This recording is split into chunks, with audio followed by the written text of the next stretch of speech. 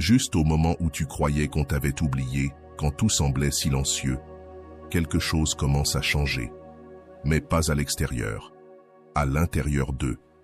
Il y a un instant précis, et je t'assure qu'il arrive toujours où cette personne qui s'est éloignée commence à regarder en arrière. Ce n'est pas par hasard, ni par nostalgie, ni même par amour. C'est une réaction inévitable, une sorte de vide qui se déclenche quand ils s'y attendent le moins. Car, avant qu'ils reviennent, il se passe toujours la même chose. Une gêne dans l'âme, une fissure dans leur fierté, une sensation étrange qui les pousse à penser à toi. Et non, ils ne le diront pas, mais ils le ressentent. Et toi, tu le remarqueras si tu sais où regarder. Avant de commencer, prends un instant et écris dans les commentaires. Mon changement commence maintenant avec le stoïcisme. Fais-le comme un engagement envers toi-même. Un premier pas vers la meilleure version de toi. Allons-y ensemble. Numéro 1.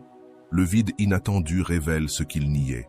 Soudain, il n'y a plus de notifications venant de toi. Ton nom n'apparaît plus à l'écran. Il n'y a plus de longs messages le soir, ni de réponse immédiate au réveil. Et à ce moment précis, quand tout est calme, commence à résonner le véritable vacarme, l'écho de ton absence.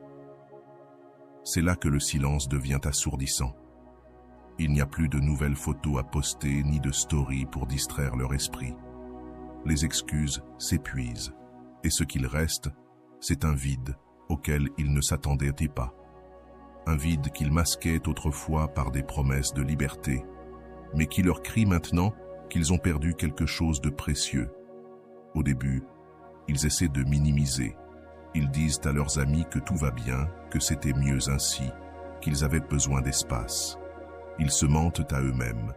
Ils essaient de convaincre les autres, pour mieux se convaincre eux-mêmes.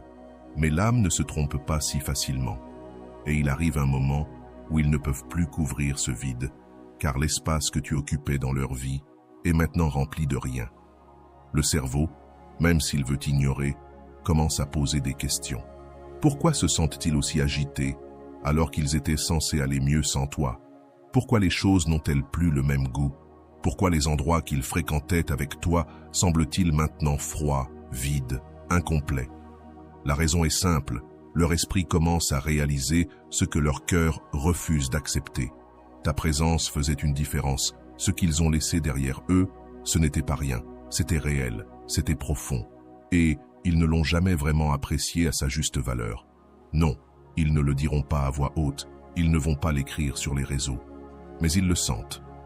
Dans ces nuits où le sommeil ne vient pas, dans ces silences inconfortables qui autrefois étaient remplis par ton rire, dans ces journées qui semblent normales, mais où quelque chose manque à l'intérieur, c'est là que la conscience commence à s'éveiller.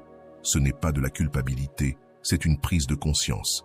Ils commencent à voir que ce qu'ils avaient avec toi était rare, que quelqu'un qui ressent vraiment, ça ne se trouve pas tous les jours. Et cette révélation fait mal, plus que n'importe quelle dispute, plus que n'importe quel adieu, parce qu'elle arrive seule, sans prévenir. Quand ils s'y attendent le moins, ils cherchent alors du réconfort auprès d'autres personnes. Ils veulent recréer ce qu'ils avaient avec toi. Mais ça ne fonctionne pas. Parce qu'une connexion authentique ne se reproduit pas comme une formule. Elle est unique. Elle ne se copie pas. Et plus ils essaient, plus la différence devient flagrante. Ton absence n'est plus seulement une distance physique. Elle devient un miroir. Un miroir qui leur montre tout ce qu'ils n'ont pas vu quand tu étais encore là. Cet écho dont ils veulent fuir les suit partout. Peu importe combien ils l'ignorent, peu importe combien ils essaient de le déguiser en indépendance ou en autosuffisance, cet écho se manifeste. Il surgit dans des souvenirs, des chansons, des parfums, des images, des instants qui ne peuvent plus être recréés. Car quand quelqu'un d'important s'en va pour de vrai, il ne laisse pas juste un vide, il laisse une cicatrice émotionnelle qui commence à brûler dès que le bruit extérieur disparaît. Et là, ils commencent à se demander si c'était une erreur, si le problème était vraiment si grand, si peut-être ce qu'ils ont laissé derrière eux était plus réel qu'ils ne l'admettaient. Et ce doute, aussi petit soit-il, grandit. Il s'installe. Il devient une présence constante, parce que le vide n'est pas une absence comme une autre. C'est une conséquence, c'est la facture émotionnelle d'avoir mal évalué, ce qui maintenant semble impossible à récupérer. Numéro 2, la phase de comparaison montre qu'il n'y a personne comme toi. Avant de continuer, si tu n'es pas encore abonné à ma chaîne YouTube, je t'invite à le faire dès maintenant. En t'abonnant, tu seras informé de toutes mes nouvelles vidéos, ce qui te permettra de ne rien manquer de contenu précieux. Ils cherchent de nouveaux visages pour combler le vide que tu as laissé. Ils sortent, rient, s'occupent, ils essaient d'avancer comme si de rien n'était. Ils publient des photos, font des projets, disent des phrases comme « je vais bien, c'est ce qu'il me fallait ». Tout arrive pour une raison, mais à l'intérieur, quelque chose ne colle pas, car même entouré, l'écho de ton absence reste là. Au début, ils ne le remarquent pas. Tout est nouveau. Mais ensuite, au milieu d'une conversation, il y a un silence qui n'existait pas avant, un manque de connexion, un détail qui n'est plus là. Et sans s'en rendre compte, ils commencent à te comparer. Ils ne le font pas exprès, ils ne cherchent pas à le faire. Cela se produit naturellement, parce que l'âme se souvient de ce qui lui faisait du bien. Et quand quelqu'un t'a vraiment marqué, toute tentative de remplacement fait ressortir ton empreinte. Ils se rendent compte que personne ne les écoute comme tu le faisais, que personne ne comprend leurs blagues, leur silence, leur peur, comme toi. La complicité ne coule plus, les regards ne disent plus rien, les gestes sont polis, mais vides. Tout devient une imitation sans essence. C'est à ce moment que la comparaison devient une condamnation, car chaque détail qu'ils prenaient pour acquis est désormais scruté à la loupe. Ta façon de les regarder, ta capacité à comprendre sans qu'ils aient à parler, cette manière de rendre le silence confortable. Ça, on ne le trouve pas partout. Et plus ils essaient de forcer une nouvelle connexion, plus ce qu'ils ont perdu devient évident. Ce n'est pas que les autres personnes soient mauvaises, ce n'est pas qu'ils n'essaient pas. Mais toi, tu n'étais pas n'importe qui. Tu étais l'exception, une présence qu'on ne peut pas imiter. Et quand ils commencent à s'en rendre compte, il est déjà trop tard. Ils ne sont plus en train de découvrir quelqu'un. Ils cherchent des morceaux de toi chez d'autres. Et peu importe combien ils essaient, ils n'y arrivent pas. Parce que ton essence ne se copie pas. Parce que ce que vous aviez était authentique. Et ça, on ne peut pas le recréer. Chaque conversation leur rappelle une conversation avec toi. Chaque geste gentil les ramène à quelque chose que tu faisais, naturellement. Et c'est là que le souvenir prend le dessus. Plus comme une nostalgie, mais comme une certitude. Ce n'est pas qu'ils te manquent, c'est qu'ils reconnaissent, avec douleur, que ce que tu offrais n'était pas commun, que ton énergie, ton attention, ta manière d'être là, était unique. Et comprendre ça les frappe fort. Ils continuent d'essayer, ils sortent plus, forcent les choses. Mais plus ils le font, plus ils remarquent la différence. Et ils ne peuvent plus se mentir.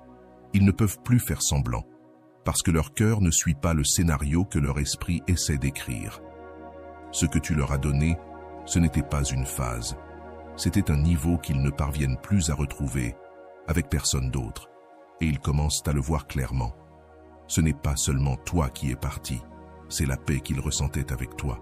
C'est la sécurité, la confiance, le rire sincère, la vraie connexion.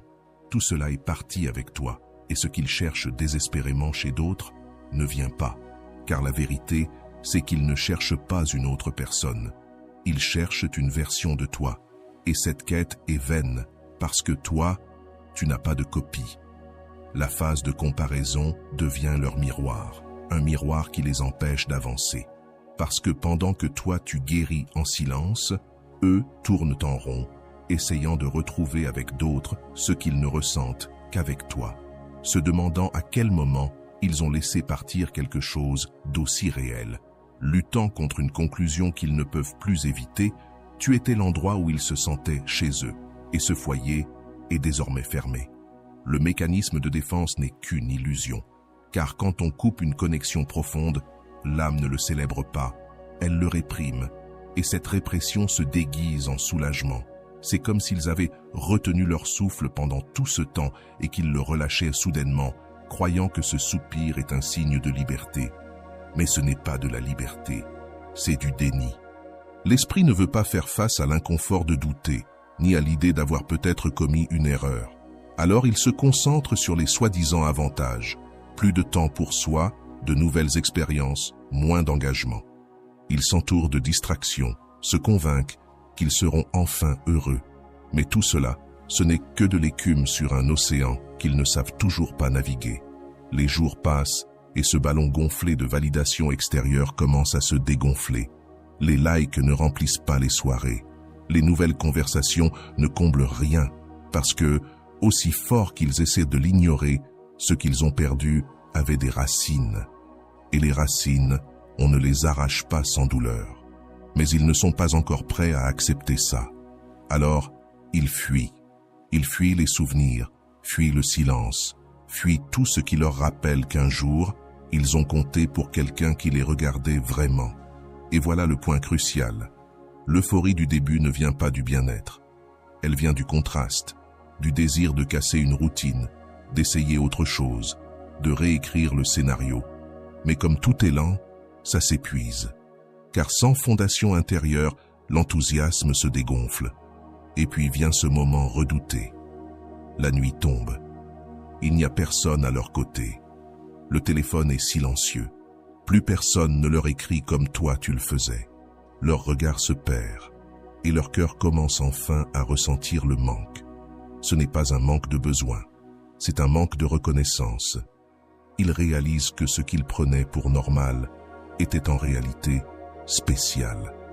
Ces petits gestes, ta présence, ta complicité, c'était un foyer émotionnel dont ils n'avaient même pas conscience. Mais maintenant, ce foyer n'existe plus. Et lorsqu'ils essaient de le recréer avec d'autres, ils découvrent que ça ne se copie pas, que ça ne s'achète pas, que ça ne s'improvise pas. C'est là que le véritable conflit intérieur commence. Ils ne se sentent plus aussi sûrs d'eux. Leur sourire devient forcé, leur confiance vacille, parce qu'ils comprennent enfin que ce qu'ils prenaient pour un soulagement n'était qu'un ego déguisé, un vacarme intérieur qui voulait faire taire la voix de leur conscience. Et quand cette voix commence à parler, il n'y a plus de retour en arrière. Parce que ce qui s'est brisé, ce n'est pas seulement le lien. C'est une partie d'eux-mêmes qu'ils n'ont pas su protéger. Et là arrive le choc. Pas de l'extérieur, de l'intérieur. Un vide que rien ne comble. Ni les distractions, ni les nouveaux visages, ni les nouveaux plans. C'est la réalité qui frappe. Tardivement, mais plus fort que prévu. Et cette fois, il n'y a plus d'échappatoire. Ils ne peuvent plus le déguiser. Parce que maintenant, ils ressentent ce qu'ils fuyaient. Le poids d'une perte qu'ils croyaient maîtriser. Mais qui, en silence, est en train de leur enseigner que tout ne se remplace pas. Alors, si aujourd'hui quelqu'un semble célébrer ton absence, ne le prends pas personnellement. Ils sont encore sous anesthésie. Mais l'anesthésie ne dure pas éternellement. Et quand la sensibilité revient, quand l'âme recommence à ressentir, alors ils se souviendront de toi. Pas par culpabilité, pas par dépendance, mais parce que tu étais réel, parce que tu étais un foyer, parce que le vide que tu as laissé ne pourra jamais être comblé par un simple jeu ou une tentative désespérée de distraction. Et à ce moment-là, ils comprendront. Ce soulagement qu'ils ont ressenti n'était pas la fin. C'était le début d'une longue réflexion, une réflexion qu'ils devront affronter seuls dans ce silence qu'ils prétendaient aimer. Phase suivante. La phase de test. Ils veulent reprendre le contrôle après avoir ignoré tous les signaux subtils. Ils remarquent que tu ne réagis plus, ni à leurs publications, ni à leurs chansons pleines de sous-entendus. Alors ils passent au niveau suivant. T'envoyer un message, mais pas un message sincère. Pas un « tu me manques » ou « j'ai fait une erreur ». Non, un message banal, déguisé en coïncidence. Je suis tombé sur un endroit où on était ensemble. Ou tu as encore cette chose que je t'ai prêtée. Ce n'est pas de la tendresse, c'est un test. Ils veulent savoir si tu es encore là. Si une simple phrase peut rouvrir la porte vers ton monde. pas parce qu'ils veulent revenir, mais parce qu'ils veulent vérifier qu'ils le peuvent, qu'ils ont toujours ce pouvoir, que si un jour ils décident de revenir, ce sera possible. Et si tu réponds comme avant, ils auront ce qu'ils voulaient, une validation facile. Tu leur montres qu'ils ont encore accès à toi, sans rien faire pour le mériter. Tu leur prouves que leur pouvoir est intact. Mais si tu ne réponds pas, si tu laisses ce message en vue, si tu refuses d'entrer dans leur jeu, alors quelque chose change. Pour la première fois, ils ne contrôlent plus rien, et ça les rend nerveux. Ils ne peuvent plus se cacher derrière leur fierté pour justifier la distance. Parce que c'est toi qui as choisi de ne pas retomber dans le piège. Et ce choix, c'est ta victoire. C'est la reprise de ton pouvoir. Ils le sentent, ils le savent. Le jeu a changé. Tu ne les attends plus. Leur attention ne te touche plus. Et là, c'est la frustration. Parce qu'ils ne savent plus quoi faire. Leur scénario ne fonctionne plus. Leur stratégie tombe à plat. Et quand ils ne reçoivent pas la réaction espérée, leur ego est blessé. Ils relisent la conversation, encore et encore, cherchent des raisons, s'inventent des histoires. Mais la vérité est simple, tu as grandi, tu en as eu assez, tu as évolué. Tu ne veux plus rejouer les mêmes scènes absurdes. Tu ne veux plus donner tout pendant qu'ils n'apparaissent que quand ça les arrange. Ton silence, cette fois, n'est pas du ressentiment. C'est de la clarté. C'est la preuve la plus forte de ton évolution. Parce que tu as compris, celui qui veut rester, reste. Celui qui veut parler, parle. Vraiment, avec le cœur. Pas avec des excuses maquillées en coïncidence. Et maintenant, la dernière phase, la peur, elle s'installe quand ils réalisent que tu n'es plus là. Elle ne vient pas tout de suite. Au début, ils la cachent sous de l'indifférence, de l'orgueil, des phrases comme « il reviendra tôt ou tard ». Mais le temps passe, et toi, tu n'apparais pas, tu n'écris pas, tu ne réagis pas, tu ignores tous leurs signaux déguisés. Et là, quelque chose change. Ils ne sont plus si sûrs d'eux. Leur sourire est moins franc. Leur confiance s'effrite parce que ton silence commence à parler. Parce que ce vide qui avant les rassurait commence à les inquiéter.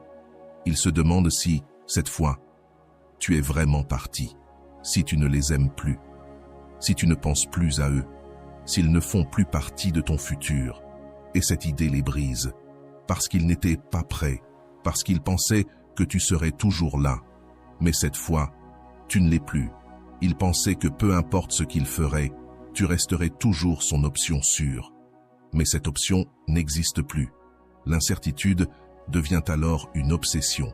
Ils commencent à consulter tes réseaux plus souvent, à analyser chaque détail, chaque phrase, chaque image. Ils se demandent si tu vois quelqu'un d'autre, si tu ris avec une autre personne, si quelqu'un d'autre reçoit désormais l'attention qui, autrefois, lui était entièrement destinée. Et même s'il n'a aucune preuve, son esprit commence à imaginer, à construire des scénarios qui le blessent. Il te voit heureux, épanoui, indifférent. Il te voit sourire sans lui. Et cette simple pensée le détruit plus que n'importe quelle vérité. La peur s'installe comme une graine qui grandit dans le silence. Car le silence n'est pas seulement une absence, c'est une ambiguïté. Et l'ambiguïté laisse de l'espace à l'ego pour devenir fou. Et s'il ou elle ne m'aimait plus? Et si je n'avais jamais été indispensable? Et si j'avais idéalisé ce qu'on avait? Il commence à remettre en question chaque souvenir, chaque moment partagé, chaque geste. Il revoit tout avec un regard plus fragile, plus vulnérable. Et dans ce processus intérieur, il comprend que ce qu'il a perdu était bien plus précieux qu'il ne le pensait. Il ne s'agit plus de toi, il s'agit de lui, de son affrontement avec une vérité qu'il a évitée pendant trop longtemps. Il pensait que tu serais éternel, il pensait avoir un pouvoir total sur toi. Mais aujourd'hui, il ne peut plus prédire ni contrôler tes gestes. Et ça l'effraie. Pour la première fois, il ressent ce que toi, tu as ressenti lorsqu'il est parti sans un regard en arrière. Celui qui attend, c'est celui qui t'ignorait. Celui qui doute, c'est celui qui était sûr. Celui qui se sent vide, c'est celui qui se croyait suffisant. La peur lui montre son erreur, avec une honnêteté brutale. Il réalise qu'il ne s'agissait pas seulement d'avoir quelqu'un, mais de t'avoir, toi. Et ce que tu offrais, Ce n'était pas un amour quelconque, c'était un refuge, une loyauté, un don total qu'il ne retrouve plus. Ce qu'il méprisait par habitude, il le désire aujourd'hui comme quelque chose d'irremplaçable. Mais ce n'est plus là. Tu n'es plus là. Et le plus douloureux, ce n'est pas qu'il ne t'a plu. C'est qu'il sait que c'est de sa faute. Il sait que tu étais clair, présent, constant. Tu étais là quand il en avait le plus besoin. Mais il ne t'a pas vu. Ou il n'a pas voulu te voir. Aujourd'hui, la solitude lui parle avec la même intensité avec laquelle tu lui parlais autrefois. Et il comprend que ce silence n'est pas une pause, c'est une décision, la tienne. C'est pour cela qu'il tremble. Parce que si tu n'es plus là, il n'a plus vers qui revenir. Parce que si tu as fermé la porte, il ne peut plus l'ouvrir sans faire face à tout ce qu'il a mal fait. Et il le sait. Il sait qu'il n'a pas les réponses. Car celui qui joue avec l'amour de quelqu'un prend le risque de le perdre pour toujours. Et toi, sans un mot, tu lui as montré que l'amour-propre aussi peut dire « ça suffit ». Le remords n'arrive pas comme une tempête, il entre comme un murmure, persistant. D'abord, on l'ignore. On l'étouffe avec de l'orgueil. On répète des phrases vides. Tout arrive pour une raison. C'est mieux comme ça. Le meilleur reste à venir. On rit devant les autres. On poste de nouvelles photos. On parle de nouveaux départs. Mais la nuit, dans le silence, ce murmure commence à s'infiltrer. Il ne crie pas. Il ne demande rien. Il répète simplement, encore et encore. Et si j'avais fait une erreur, on nie. On se dit que c'est juste de la nostalgie, que c'est normal de penser un peu à l'autre, que ça passera. Mais le remords est patient. Il ne veut pas attirer l'attention, il veut éveiller la conscience. Et quand cette conscience s'éveille, tout change. Une chanson, un parfum, un lieu, des petits rappels de toi qu'il ne peut plus éviter. Il n'est plus avec toi, mais tout autour de lui parle encore de toi. Il repense à ta patience quand il était irrité, à ta tendresse quand il était brisé, à ton silence quand tu savais qu'il n'avait pas besoin de mots, juste de ta présence, à ta manière de comprendre, de ressentir, d'être là. Tout ce qu'il trouvait banal autrefois devient aujourd'hui extraordinaire, parce qu'il le voit depuis le vide, depuis le manque. Et ce contraste le blesse plus que n'importe quelle punition. Ce n'est pas qu'il veuille retourner dans le passé, c'est que le passé le poursuit. Pas avec fracas, mais avec des détails minuscules. Il revit tes gestes, tes mots, tes regards. Et ce n'est pas du souvenir doux, c'est du manque pur. Il sait que tu n'es pas parti sans raison, que pendant que tu donnais tout, lui, il se détournait, il se perdait, il se croyait sûr de toi. La douleur ne vient pas seulement de t'avoir perdu, elle vient de s'être moqué de ce qu'il avait quand il l'avait. Et ça, c'est le vrai remords, celui qui ne vient pas de la perte, mais du mépris. Il commence à voir avec clarté, à sentir avec sincérité. Ce qu'il croyait être une certitude, qu'il serait mieux sans toi, devient une question douloureuse. Qu'est-ce que j'ai fait? Mais il est trop tard. Et c'est ça, le plus douloureux. Les réponses ne servent plus à rien, car tu n'attends plus aucune explication. Puis viennent les signaux indirects, les tentatives lâches de revenir. Il réapparaît, mais pas comme avant. Pas avec un message direct, pas avec une vraie excuse. Non. Il regarde tes stories et s'assure que tu le remarques. Il like de vieilles photos, publie des citations vagues, des chansons chargées de sous-entendus, des extraits de films qui sonnent trop familiers. Mais jamais ton nom. Jamais le courage d'assumer ce qui s'est passé. Car ce n'est pas l'amour qui parle, c'est l'ego. Il veut savoir si tu fais encore attention, si ta blessure est toujours ouverte, si une partie de toi l'attend encore. Mais il n'est pas prêt à porter la responsabilité de son absence. Il ne peut pas admettre qu'il a échoué. Alors il te teste à distance, comme on jette une pierre dans l'eau pour voir si elle fait encore des vagues. Il ne veut pas revenir pour rester. Il veut juste vérifier s'il a encore du pouvoir. Et c'est ça, le plus dangereux. Parce que si tu réponds, si tu commentes, si tu lui redonnes ton attention, tu lui donnes exactement ce qu'il cherche, de la validation. La confirmation que, malgré tout, il peut encore t'atteindre sans humilité, sans changement, sans excuse. Et dans ce jeu silencieux, celui qui perd, c'est toi. Parce que tu réponds à une provocation vide. Parce que tu ouvres une porte qui ne devrait plus jamais être ouverte, depuis le respect, pas depuis l'orgueil déguisé en nostalgie. Ces signaux indirects ne sont pas des tentatives réelles de reconnexion. Ce sont des stratégies pour ne pas se sentir oublié, parce que l'idée que tu les as dépassés leur fait plus mal que le fait de t'avoir perdu. L'ego ne supporte pas d'être remplacé. Il ne tolère pas d'imaginer qu'il n'occupe plus aucune place dans ton esprit, et c'est pour cela qu'ils agissent ainsi, comme s'ils jouaient avec les ombres, espérant que tu sois celui ou celle qui rallume la lumière. Mais ce n'est plus ton rôle de les sauver de leur propre silence. Tu dois rester ferme.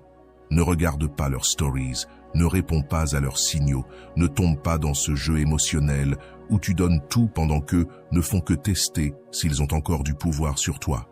Parce que quelqu'un qui t'aime vraiment ne se cache pas derrière une chanson.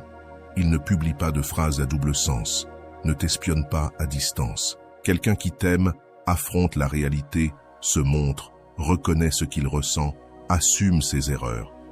Et s'il ne peut pas faire ça, alors il ne mérite même plus un mot de toi. Résister à ces signaux, ce n'est pas de la froideur, c'est du respect de soi. Il ne s'agit pas d'être dur, il s'agit d'être clair. Tu n'es pas là pour être une option, un plan B, un refuge émotionnel pour quelqu'un qui n'a pas eu le courage de rester. Tu mérites quelqu'un qui sache te regarder en face, pas de loin. Quelqu'un qui te parle avec sincérité, pas avec des sous-entendus. Quelqu'un qui s'approche avec une intention vraie, pas avec des pièges émotionnels déguisés en like et en vue. Et si tu te demandes pourquoi ils agissent comme ça, la réponse est simple, ils ont peur. Peur de ta réaction, peur de ton indifférence, peur de découvrir que tu n'as plus besoin d'eux. Parce que si tu continues ta route sans te retourner, ils devront affronter la vérité qu'ils redoutent le plus. Tu n'as plus peur de les perdre. Tu les as laissés partir. Tu n'attends plus. Et cette vérité leur fait plus mal que n'importe quel rejet direct. Alors, quand ces signaux apparaîtront, regarde-les pour ce qu'ils sont, des preuves de faiblesse émotionnelle. Et toi, tu n'en es plus là. Tu n'es plus cette personne qui s'accrochait à des miettes. Tu sais désormais ce que tu vaux, et ce que tu vaux ne se mendie pas, ne se teste pas avec des likes, ne se mesure pas en vue. Ce que tu vaux se respecte avec des actes. Alors, ne réponds pas, ne montre pas ta présence. Laisse-les se poser des questions, douter, réfléchir. Parce que parfois, le plus grand acte de pouvoir, ce n'est pas de parler, c'est de rester en silence. Le silence te transforme en un miroir qui les confronte. Ton silence n'est pas une absence vide, c'est un miroir. Un miroir qui ne crie pas, qui ne discute pas, qui ne supplie pas, mais qui montre. Ils montrent ce qu'ils sont sans toi, ce qu'ils ont fait, ce qu'ils ont laissé passer.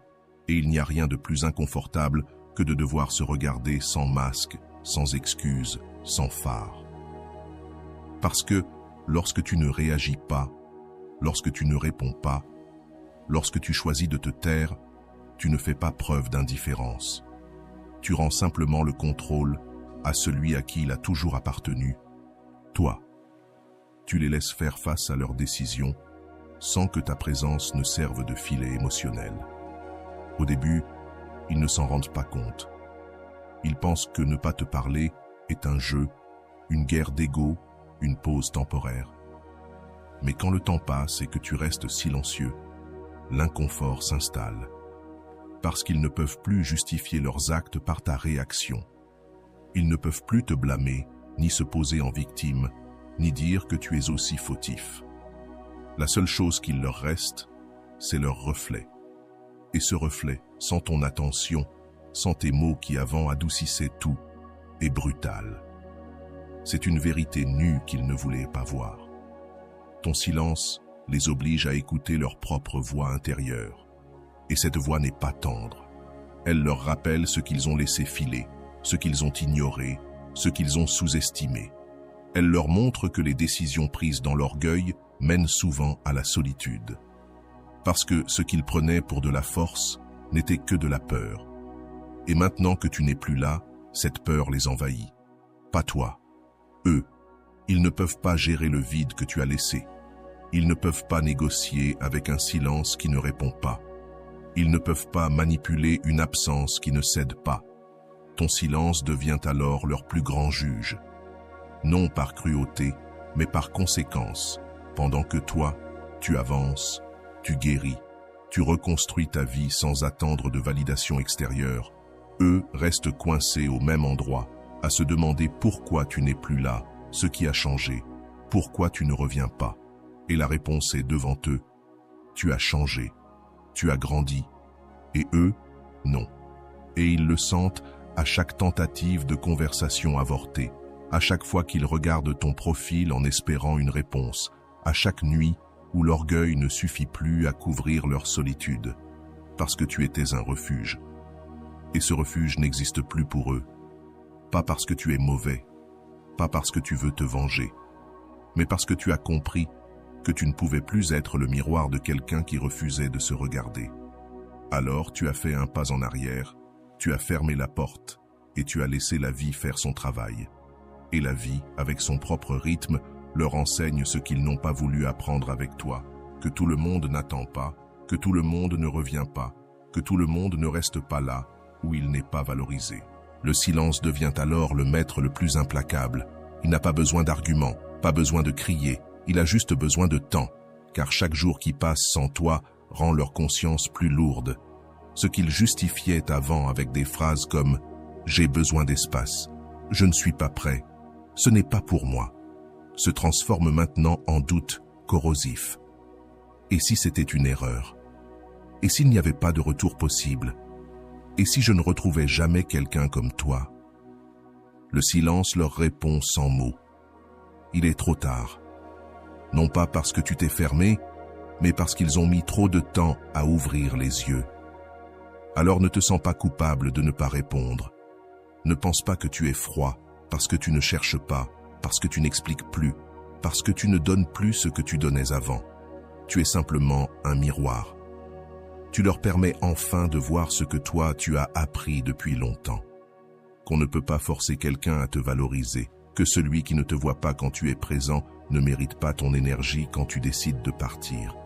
Ta transformation est leur pire punition. Ils t'ont observé à distance, espérant des signes que tu t'étais effondré.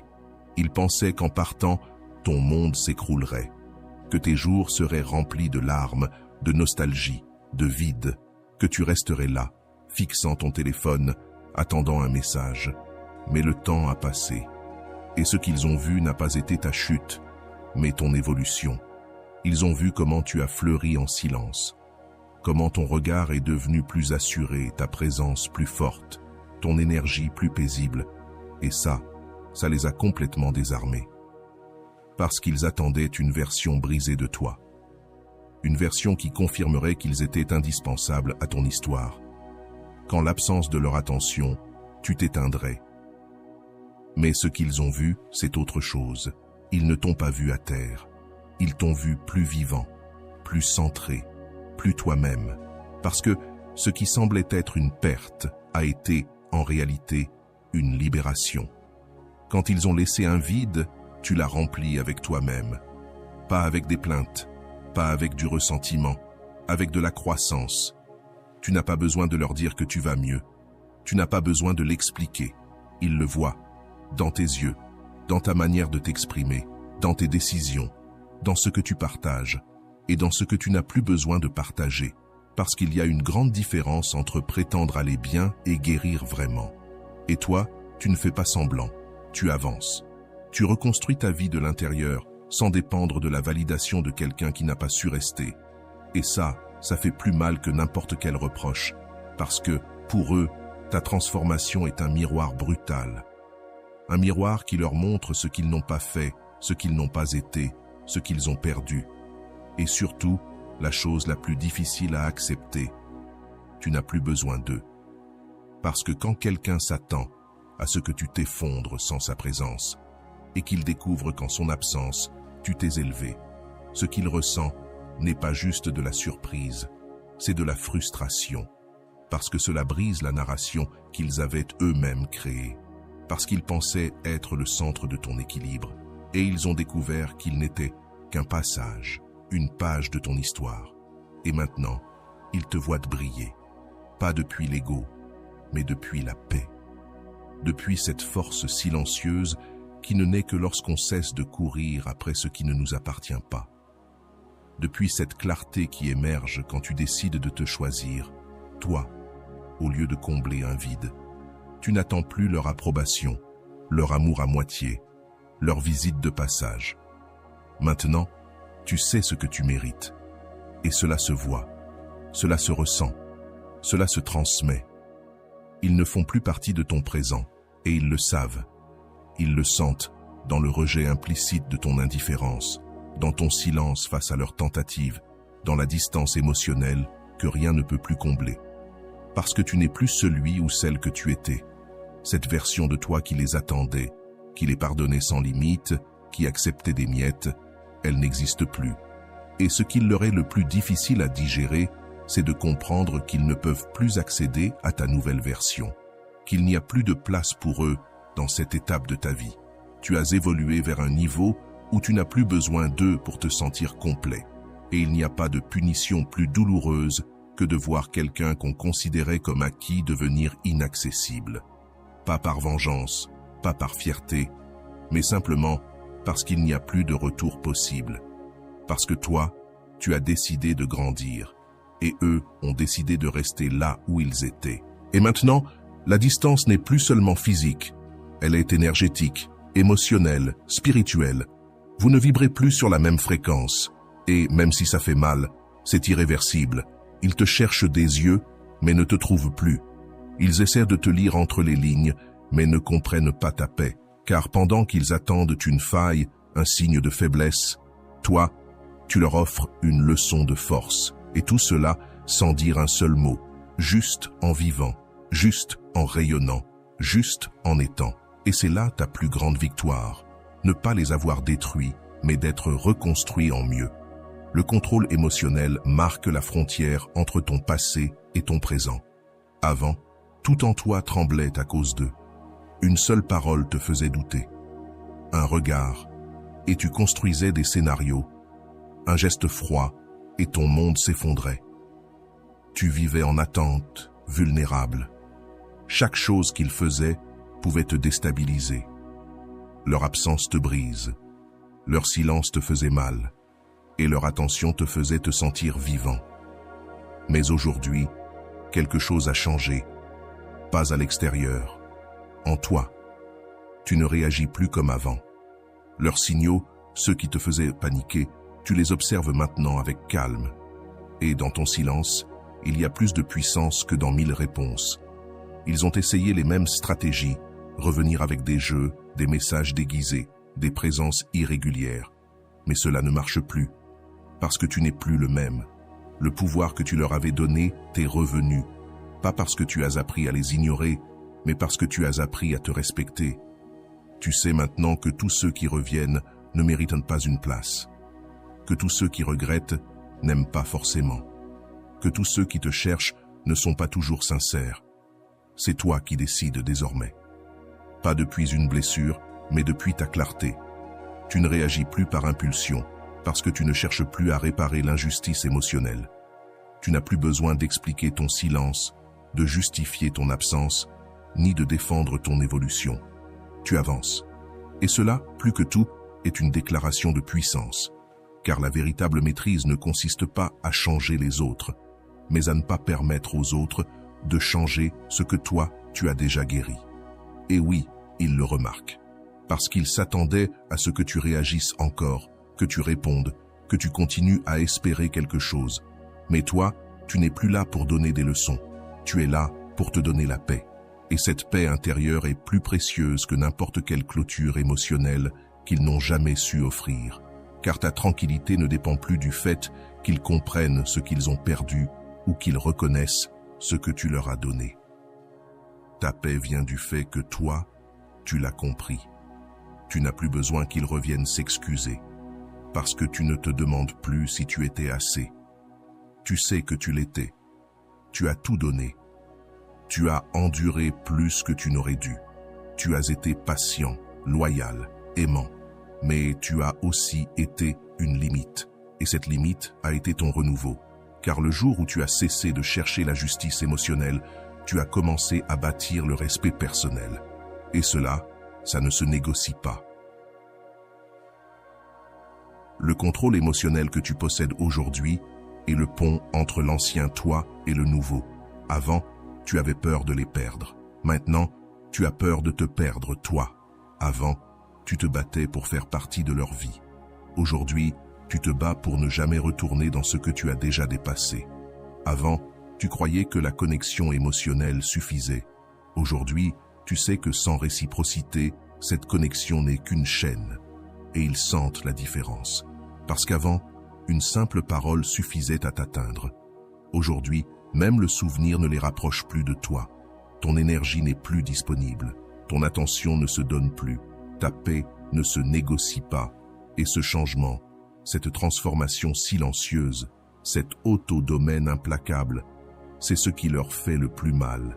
Ce n'est pas ton indifférence qui les blesse, c'est ta liberté. Ce n'est pas que tu ne les regrettes pas, c'est que tu as appris à ne plus dépendre de ce qui te faisait du mal. Aujourd'hui, tu agis avec maturité, non avec désir. Depuis la sérénité, pas depuis le manque. Et le plus beau dans tout cela, c'est que tu n'as plus besoin de rien prouver. Ta simple existence suffit. Chaque pas que tu fais sans eux, chaque décision que tu prends sans chercher leur approbation, leur montre que celui qui est parti a perdu. Non pas par punition, mais par conséquence. Parce que toi, tu as grandi. Et grandir, parfois, c'est fermer la porte avec amour et ne jamais la rouvrir. Si tu es arrivé jusqu'ici, permets-moi de te remercier profondément pour ton temps et ton attention consacrée à cette vidéo. Avant de partir, abonne-toi à la chaîne si ce n'est pas encore fait. Je te laisse ici 2 vidéos qui pourraient t'intéresser. Prends soin de toi et à bientôt.